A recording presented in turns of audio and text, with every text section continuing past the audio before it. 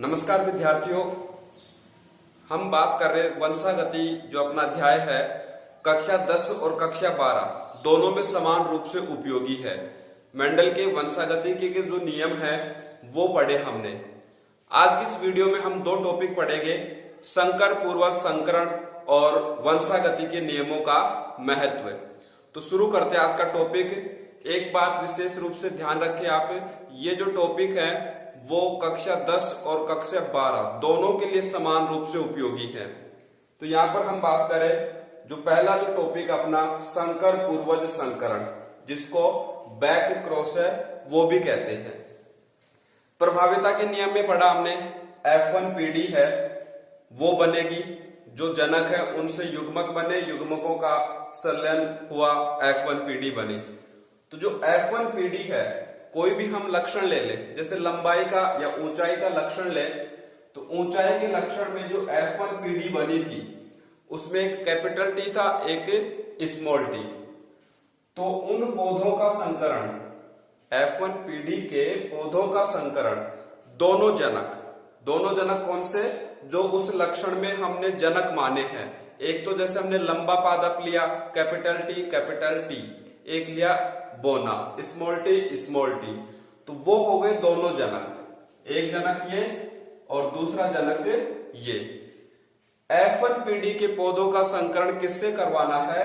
दोनों जनक, जिस लक्षण की हम बात करें उसी लक्षण को ध्यान में रखते हुए दोनों जनकों में से किसी भी एक के साथ करवा दे, चाहे प्रभावी जनक के साथ करवा दे चाहे अप्रभावी जनक के साथ करवा दे, तो उसे कहेंगे हम संकर पूर्वज संकरण, बैक क्रॉस।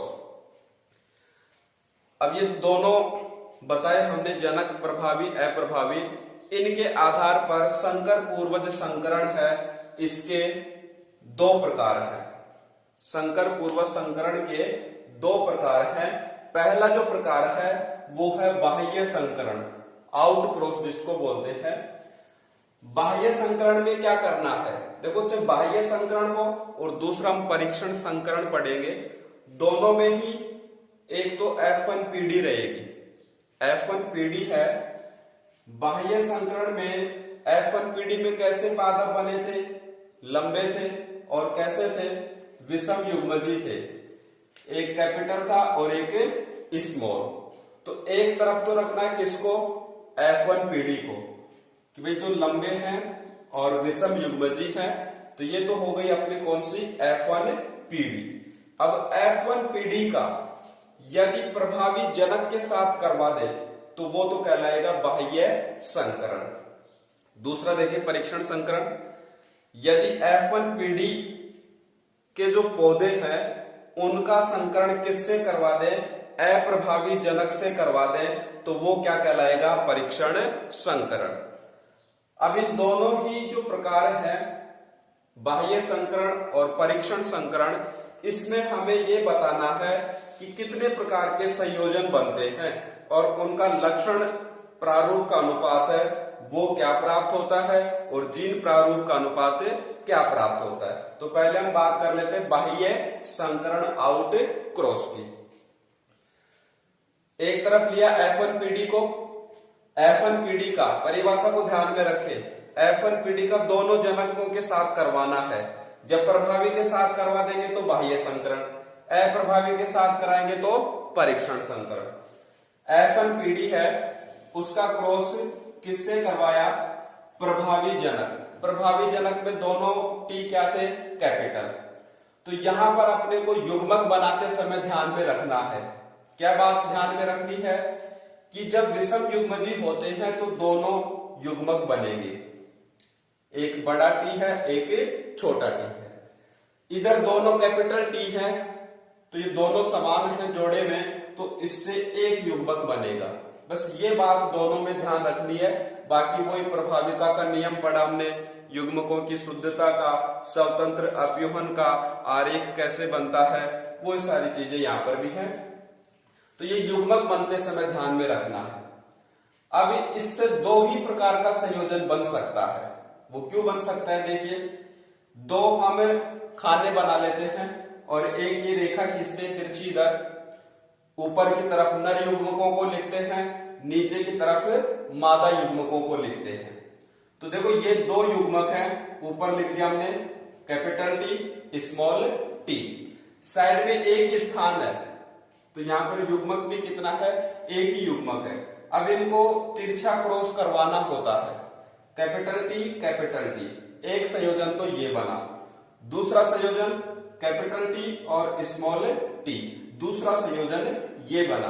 कहने का अर्थ है कि यहां पर अपने पास दो प्रकार का संयोजन बनता है, capital T small capital T और स्मॉल टी। दोनों ही कैसे हैं, लक्षण में देखो पहले वाले को ही ध्यान रखते हैं कि बड़ा है कि छोटा, तो दोनों ही कैपिटल है। तो लक्षण में तो क्या बताएंगे, देखो इसका जो अनुपात हम बताएंगे, लक्षण प्रारूप अनुपात किसका, ये प्रश्न भी पूछा जाता है, चाहे कक्षा 10 हो चाहे कक्षा 12 हो। बाह्य संकरण में लक्षण प्रारूप अनुपात क्या होता है, जीन प्रारूप अनुपात क्या होता है, ये एक नंबर का क्वेश्चन बोर्ड परीक्षाओं में पूछा जाता है। तो लक्षण प्रारूप अनुपात क्या होगा, वे 100% लंबे हैं, दो संयोजन हैं और दोनों ही क्या हैं, लंबे हैं। तो हम क्या बताएंगे, 100% पौधे कैसे हैं, लंबे। तो ये तो हो गया बाह्य संकरण का लक्षण प्रारूप का अनुपात। दूसरा हम बताएंगे जीन प्रारूप का अनुपात।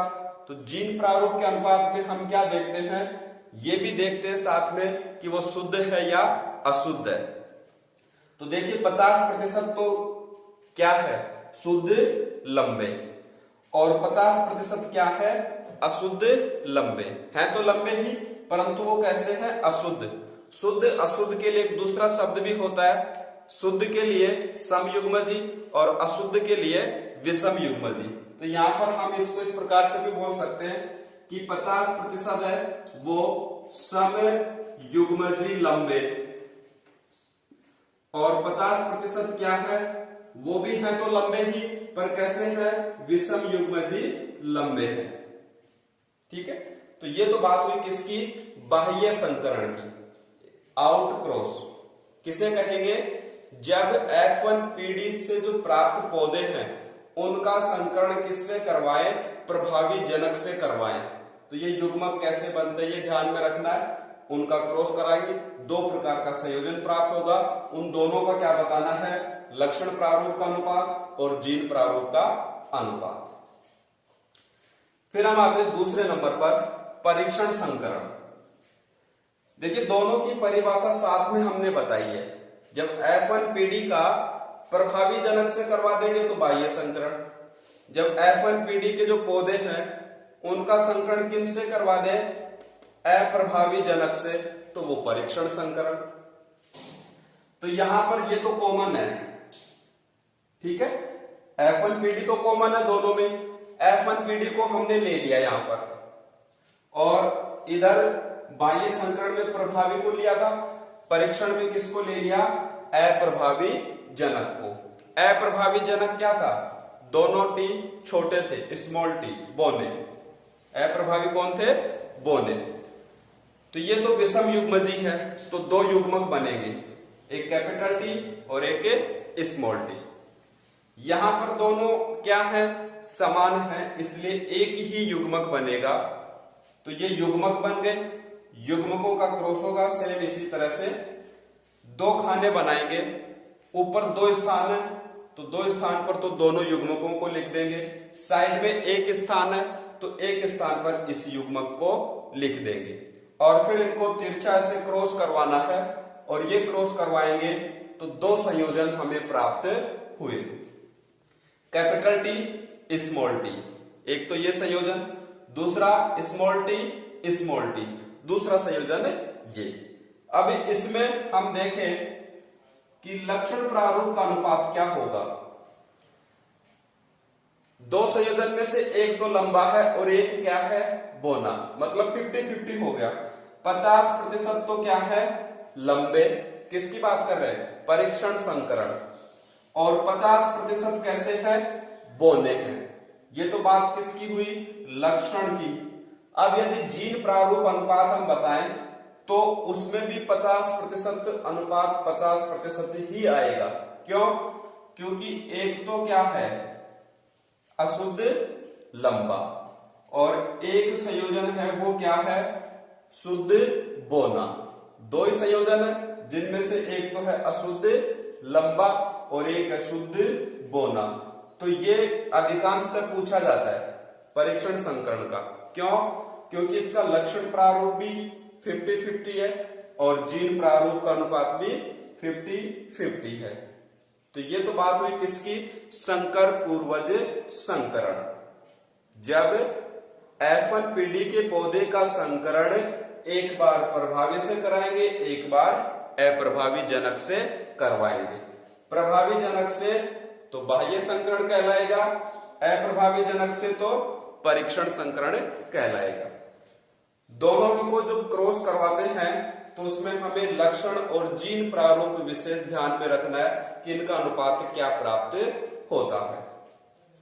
जैसे बाह्य में 100% लंबे हैं ये लक्षण और 1:1 या 50% अनुपात 50% वो जीन प्रारूप। इसमें दोनों ही समान, लक्षण भी 50-50 और जीन भी 50-50। फिर नेक्स्ट टॉपिक है वंशागति के जो नियम है, मेंडल के आनुवंशिकी के या वंशागति के नियम है, उनका क्या महत्व है। तो ये महत्व की हम बात करें तो एक तो हम जो बात कर रहे हैं प्रभावी अप्रभावी लक्षणों की, उसके बारे में हमें पता चलता है जब हम क्रॉस करवाते हैं। तो F1PD में जो प्रकट होता है वो तो प्रभावी है, जो प्रकट नहीं होता है वो अप्रभावी। तो एक तो इस बात का हमें पता चलता है। दूसरा महत्व जीन संकल्पना, भाई जीनों के बारे में, लक्षण के लिए कौन उत्तरदायी है, जीन उत्तरदायी है, तो उसे को बोलते हैं जीन संकल्पना, उसके बारे में हमें पता चलता है। फिर हम बात करें कि भाई एक जीन है उसके कितने विकल्पी हैं, 2 युग्म विकल्पी हैं और 2 युग्म विकल्पी हैं वो क्या करेंगे, 2 लक्षणों के लिए उत्तरदायी होंगे। तो ये भी इसका महत्व है। फिर अगले महत्व की हम बात करें तो संकर जो संतति है उसमें कोई नया लक्षण उत्पन्न होता है तो वो वंशागति के नियमों द्वारा हम पता कर सकते हैं। नेक्स्ट, संकरण के द्वारा उपयोगी लक्षण है उनको हम जोड़ सकते हैं किसी भी जीव में, और अनुपयोगी लक्षण है उनको हम हटा सकते हैं। इसी प्रकार से कोई भी फसल है उसकी किस्म है, रोग प्रतिरोधक किस्म वो हम बना सकते हैं। अधिक उत्पादन देने वाली जो किस्में हैं वो फसलें हैं वो हम विकसित कर सकते हैं वंशागति के नियमों से, संकरण के प्रयोगों से। और लास्ट जो महत्व इसका हम बताएं, जीव विज्ञान की एक शाखा है जिसको बोलते हैं सुजननिकी। सुजननिकी क्या है, मानव जाति के सुधार संबंधित विज्ञान है। जीन से संबंधित कोई त्रुटि हो, जीनीय संरचना है उसमें सुधार करना हो तो वो विज्ञान की शाखा है वो क्या है, सुजननिकी। और सुजननिकी है उसका जो अध्ययन है वो किस पर आधारित है, मेंडल के जो वंशागति के नियम हैं उन्हीं पर आधारित है। तो ये हुए क्या, वंशागति के नियमों का महत्व। तो प्यारे विद्यार्थियों, ये आप इस प्रकार से नहीं समझे कि भाई ये कक्षा 10 का टॉपिक है, ये दोनों ही कक्षाओं के लिए बराबर उपयोगी है, कोई कम या ज्यादा नहीं है, वो ही समान टॉपिक है। तो 12th कक्षा वाले भी उनके चैप्टर ये पढ़ता है 35, वो उनका यहाँ पर कंप्लीट हो चुका है। तो वीडियो अच्छा लगा तो आप इसको आगे शेयर करें, कमेंट्स करें और चैनल को सब्सक्राइब करें। धन्यवाद।